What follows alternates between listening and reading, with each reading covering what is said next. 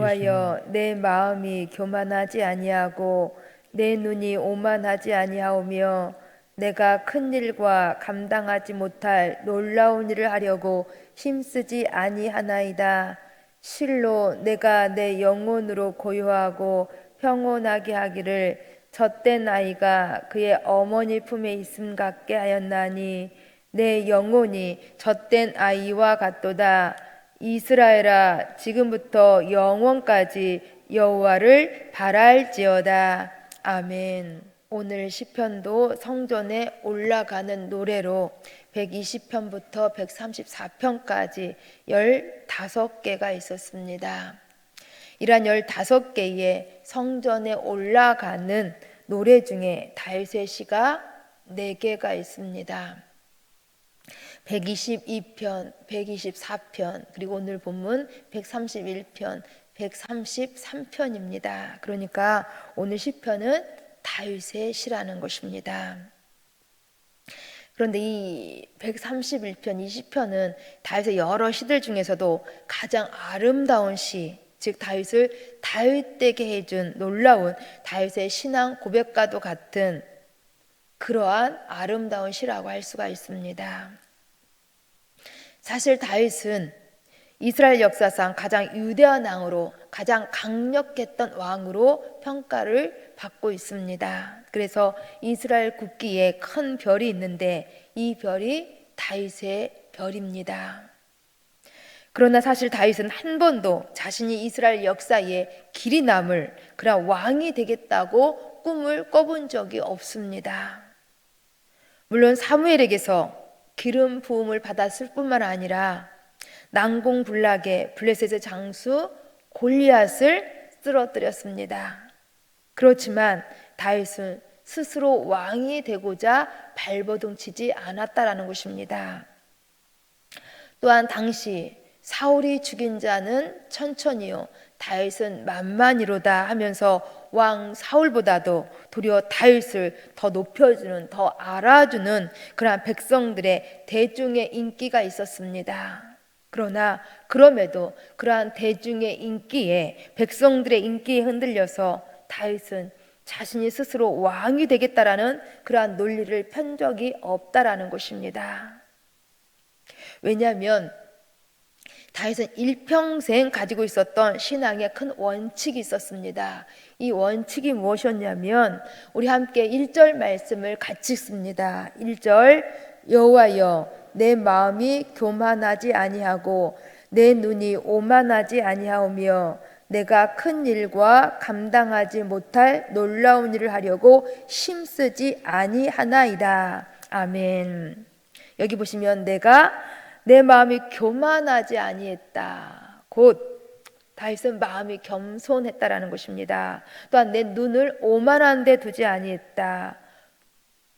시선을 겸손한 데 두려고 애를 썼다라는 것입니다. 더 나아가서 큰 일과 놀라운 일을 하려고 힘쓰지 아니했다고 고백하고 있습니다.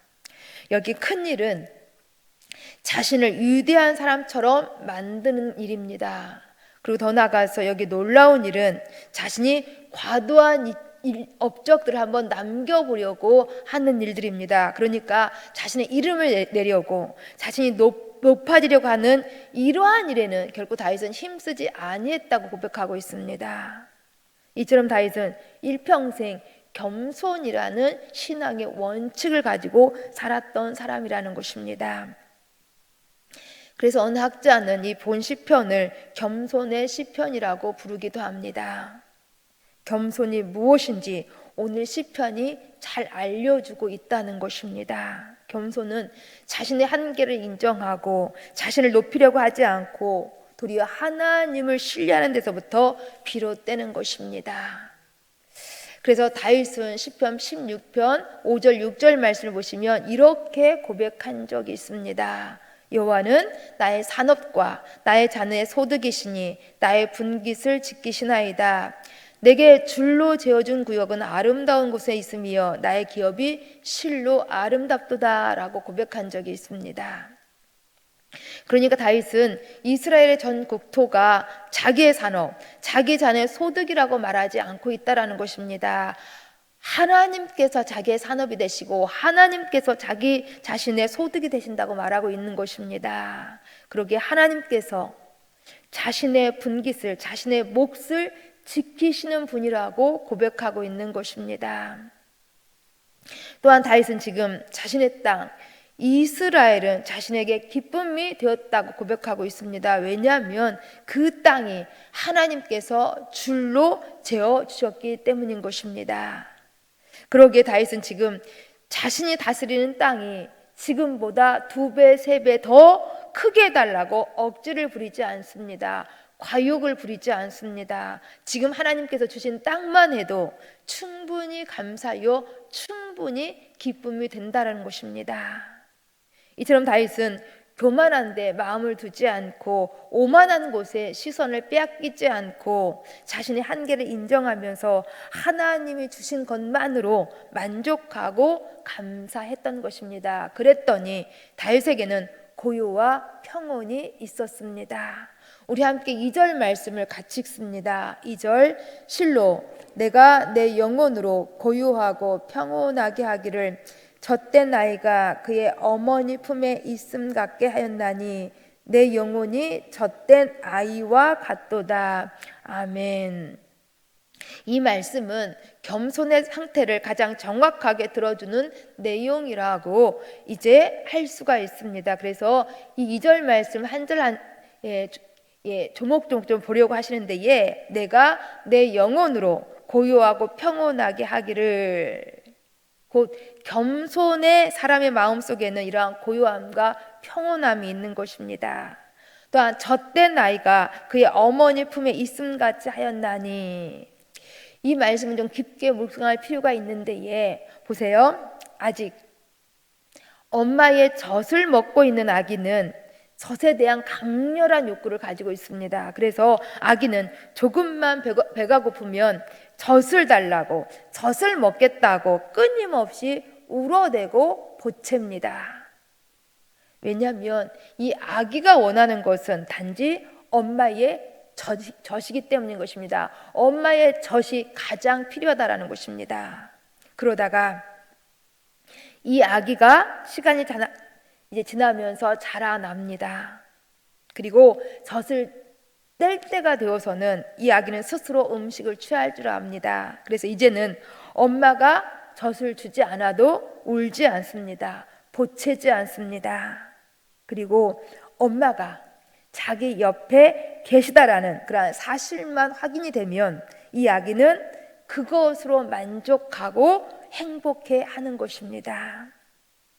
그렇습니다. 우리의 신앙생활도 그렇다라는 것입니다. 신앙생활 처음에는 하나님이 주시는, 하나님이 공급하시는 축복에만 관심이 있을 수가 있습니다. 이 축복에만 집중할 수가 있습니다. 그러다가 혹 하나님의 축복, 하나님의 은혜가 보이지 않으면 실망하고 불평하며 낙심할 수가 있습니다. 그러나 신앙이 성숙해지면, 신앙이 자라나게 되면 하나님이 주시는 축복보다도 더 귀한 것이, 더 좋은 것이 하나님 존재 자체라는 것을 깨닫게 되어지는 것입니다. 마치 젖된 아이가 엄마의 품만으로 만족하고 엄마의 존재 자체만으로 행복해하는 것처럼 말인 것입니다. 그래서 지금 다윗이 고백하고 있는 것이 바로 이것인 것입니다. 자신에게 있어서 하나님이란, 하나님께서 자신을 위해서 무엇을 주시거나 무엇을 성취시켜 주시는 그것이 아니라 그냥 하나님 자신이라는 것입니다. 하나님 자체가 자신에게 있어서 소망이요 기쁨이라는 것입니다. 곧 젖된 아이가 젖이 아닌 엄마의 품, 엄마의 존재만으로 만족하듯이 다윗은 하나님의 품, 하나님의 존재만으로 행복하여서 영혼의 고요함과 평온함을 누리고 있는 것입니다. 그래서 다윗은 기름 부음을 받았지만은 왕이 되는 것에 관심이 없었던 것입니다. 그 다윗은 사실 자신의 손이 아닌 신하 아비새의 손을 빌려서 왕 사울을 죽이고 자신이 빨리 왕이 되어서 자신을 따르는 그 많은 신하들의 고통을 빨리 해결할 수도 있었지만은, 그러나 다윗은 그렇게 하지 아니하고 하나님의 때를 기다렸습니다. 이처럼 다윗은 사울 때문에 받는 자신의 억울함, 자신의 불편함, 자신의 심한 이 아픔들, 자신의 모든 욕심들 다 내려놓고 오직 하나님으로 소망 삼고 하나님을 기다렸던 것입니다. 그래서 다윗은 자신 있게 기쁘게 이렇게 고백합니다. 내 영혼이 젖된 아이와 같도다. 내 영혼이 젖된 아이와 같도다. 곧 다윗은 자신의 영혼이 마치 젖된 아이가 엄마의 품 안에 있는 것 같은 그 고요하고 평온한 상태임을 지금 강조하고 있습니다.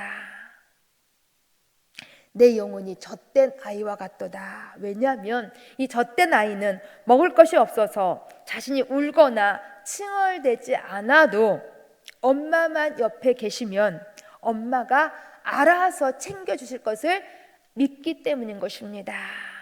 엄마는 자기를 위해서라면 알아서 최선을 다해서 주실 것을 이 아기는 신뢰한다라는 것입니다.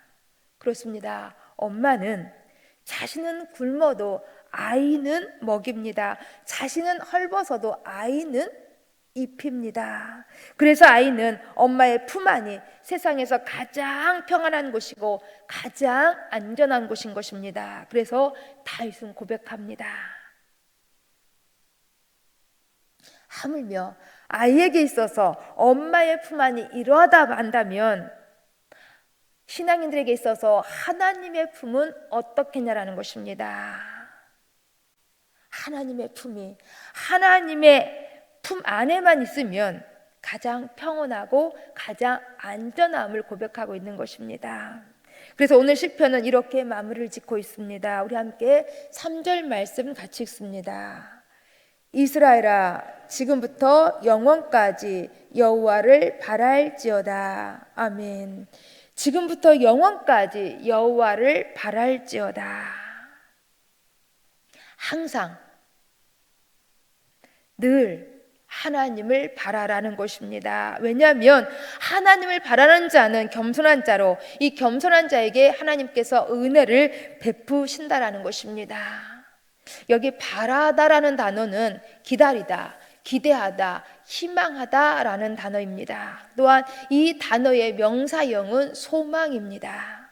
곧 항상 하나님을 바라는 것은 하나님을 희망하기 때문에 기대하고 기다린다는 것입니다. 하나님이 소망이라는 것입니다. 이것이 바로 이렇게 하나님을 바라는 것이 바로 우리 신앙인들의 겸손인 것입니다.